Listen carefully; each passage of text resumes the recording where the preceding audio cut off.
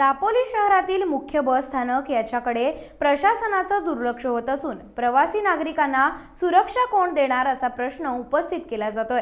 पुणे स्वारगेट बस स्थानकात झालेल्या दुर्दैवी प्रकारानंतर संपूर्ण महाराष्ट्र खळबळून जागा झाला, पण अजून दापोली बस स्थानक परिसरात सुरक्षा विषयक उपाययोजना दिसून येत नाहीत। महिला व मुलींची संख्या प्रवासी वर्गात मोठी असून त्यांच्या सुरक्षेसाठी GPS यंत्रणा तातडीने बसवण्याची मागणी केली जाते। बस स्थानकाची संरक्षण भिंतही अनेक ठिकाणी कोसळली आहे आणि त्याचमुळे कुठूनही प्रवेश करता येतोय।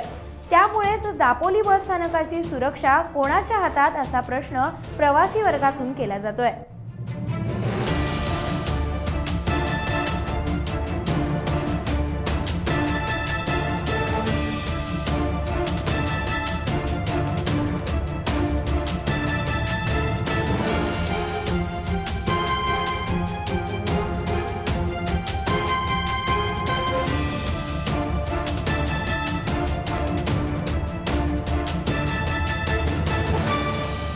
टाइम्स डिजिटलला लाईक करा, सबस्क्राईब करा, शेअर करा आणि बेल आयकॉन दाबायला विसरू नका।